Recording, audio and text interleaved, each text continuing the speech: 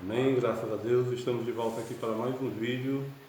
Estou aí divulgando as minhas apostilas, meus e-books, como você vê aí. Esse aqui é Esboço de Doutrinas Bíblicas, por Eliakim Cordeiro. Nesse aqui eu vou falar sobre a da definição de doutrina e também trazer a primeira matéria da teologia sistemática, que é a matéria de teologia, apenas um pequeno resumo, um esboço, amém? Serve para você trazer o conteúdo aí na igreja, estudar, fazer um grupo de oração, um grupo de estudo da palavra, né? Por aí vai. Capítulo 1.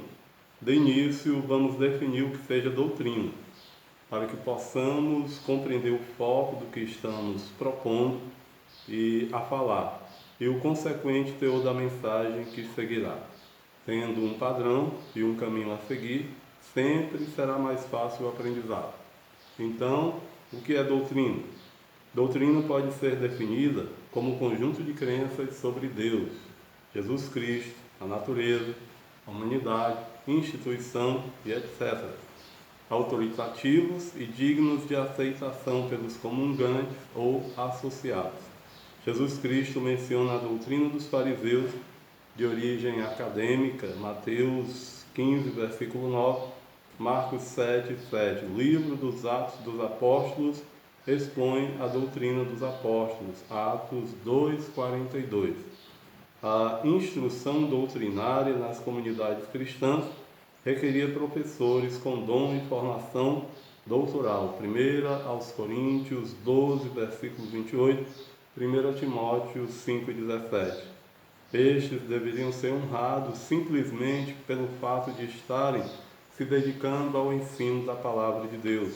Mas uma coisa nós devemos enfatizar: houve muito debate com relação à doutrina, muita discussão, e de fato essa discussão foi necessária para que pudesse ser estabelecida a verdade, que nada mais é do que a correta interpretação do ensino cristão, ou seja, o ensino cristão precisa ser bíblico, cristocêntrico e puro, ou seja, sem mistura com outros ensinos. Dentro dessas discussões doutrinárias, nós tivemos a questão relacionada quanto à corporeidade de Jesus Cristo. Primeira carta do apóstolo João, capítulo 5, versículo 1, e 2 João, versículo 7. A ressurreição de Jesus Cristo, 1 aos Coríntios 15, versículos 12 ao 21. São doutrinas tidas como fundamentais para a fé cristã e o conhecimento teológico. Vamos iniciar nossos estudos com a doutrina do ser de Deus. Teontologia é a matéria da teologia sistemática que aborda questões relacionadas ao ser de Deus e suas obras. A palavra teontologia é formada por 3 vocábulos gregos: theos, Deus, ontos, ser, e logos, palavra ou lógica. Agora, quem é Deus? Quem Deus não é, perdão. Agora, quem Deus não é? John B. Phillips, ministro da Igreja Anglicana, diz que Deus não é a consciência, a vozinha mansa que faz com que a pessoa se sinta profundamente culpada e infeliz, antes, durante e depois de praticar o mal. Para ele, a consciência não é um guia infalível, pois ela pode ser desenvolvida, estagnada ou pervertida via educação, ou seja, aprendizado, treinamento, até mesmo propaganda. Como exemplo, ele cita a Alemanha nazista de Adolf Hitler, em que não fazer o mal à raça odiada geraria crise de consciência, ou seja, os alemães foram levados a cometerem essas brutalidades em nome da raça pura ariana.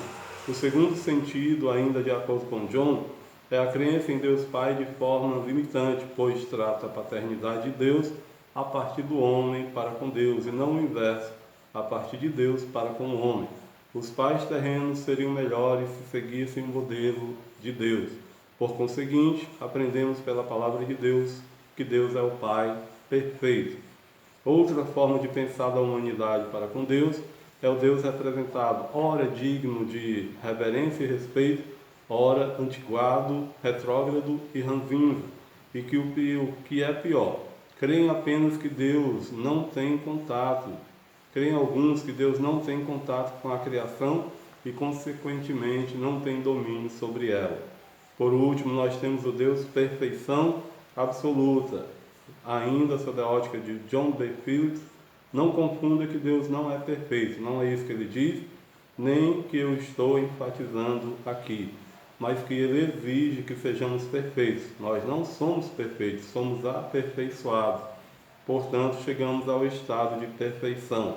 Por serem pecadores e não conseguirem atingir o elevado padrão de pureza que o Deus imaginário traça, muitos desistem de seguir a Deus e até mesmo crer em suas palavras. Precisamos ensinar uma palavra verdadeira, contida nas Escrituras, e não o que nossas mentes limitantes tentam nos forçar a ver.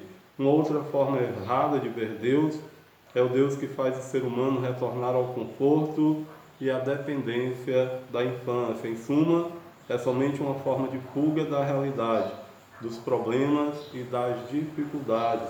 Por não conseguir resolvê-las, inventa na religião um Deus que resolve os seus problemas e as exigências da vida. Depois tem a concepção do Deus que é daquela igreja, denominação, que faz tudo o que lhe é mandado.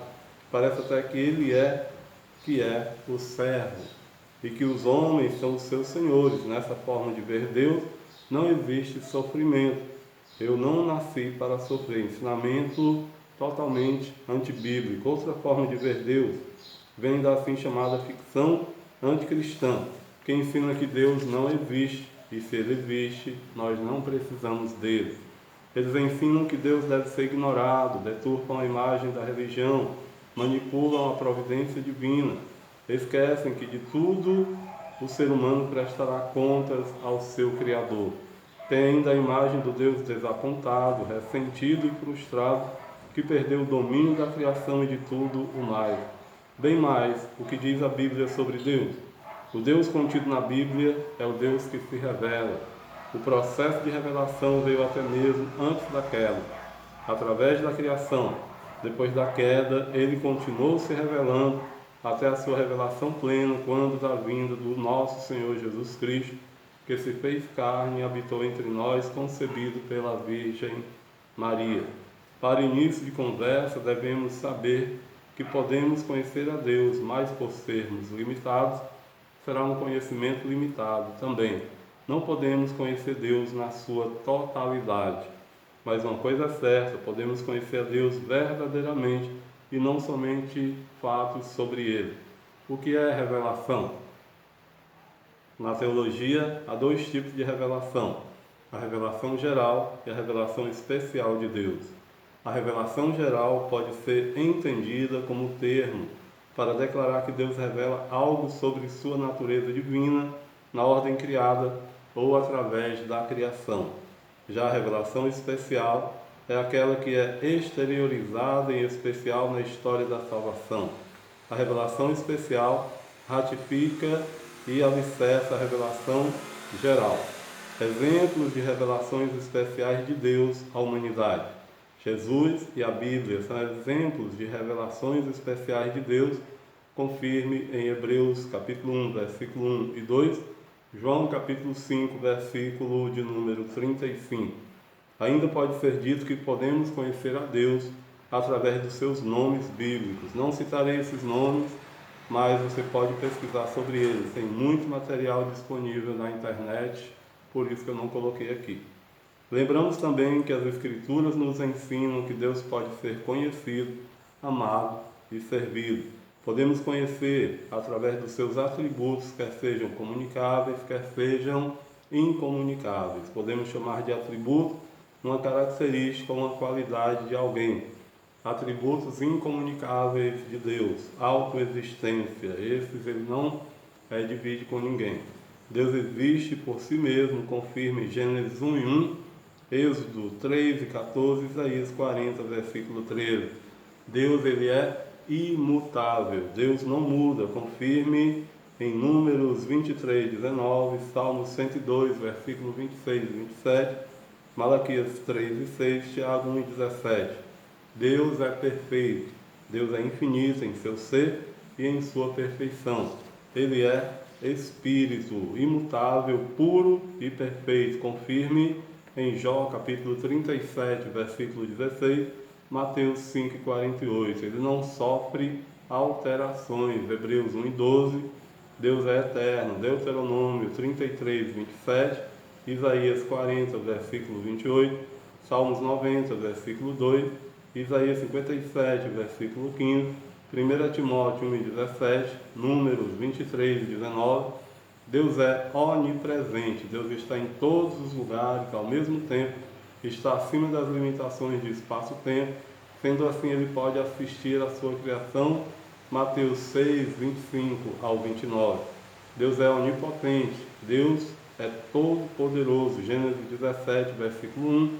Ele faz o que ele quer fazer e não pode ser impedido. Isaías 40, versículo 17. Seus planos não podem ser frustrados. Isaías 14, 27. Ninguém resiste a ele. Isaías 44, versículo 13. Segundo livro das Crônicas, capítulo 20, versículo 6. Deus é onisciente. Isso significa que ele tem todo o conhecimento. Hebreus 4 e 13. Salmo 139, versículo 1 ao 4. E Gênesis 16, 13. Para encerrarmos essa primeira parte, vamos ver os atributos comunicáveis de Deus. Os atributos comunicáveis são as virtudes divinas comunicadas à humanidade, que foi criada à imagem e semelhança divina. Como atributo comunicável nós temos bondade, lembrando que o ser bom inteiramente só pertence a Deus. Marcos 10, versículo 18. Paciência, Deus é tardio em irar-se, cheio de compaixão e graça. Números 14, versículo 18. Salmos 86, versículo 15. Deus age no momento certo. Segunda carta de Pedro, capítulo 3, versículo 9. Amor, Deus é amor. João 3, 16. Primeira carta do apóstolo João, capítulo 4, versículos 7 ao 10. Como podemos provar o amor de Deus? Romanos 5, versículo 8 e Efésios, capítulo 2, versículos 4 e 5. Santidade. Deus é santo, perfeito, odeia o pecado e exige que os seus servos sigam o seu exemplo em tudo. Levíticos 20, versículo 8, 1 Pedro 1 e 15, Apocalipse 4, versículo 8. Retidão e justiça, dois atributos intimamente ligados. Salmo 72, versículo 2. Salmos 89, versículo 14, Daniel 7, versículo 9 e 10.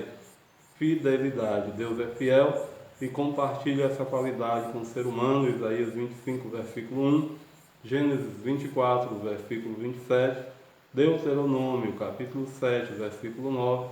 Lamentações 3 e 28 e 3 e 23. Josué 23 e 14, Salmo 117, versículo de número 2. Amém? Glória a Jesus. Essa daqui é o meu e-book. Você pode solicitar aí, vou deixar o número do WhatsApp para você solicitar o seu, se assim você o desejar. Amém? Que Deus abençoe a todos em nome de Jesus. Amém? E graças a Deus.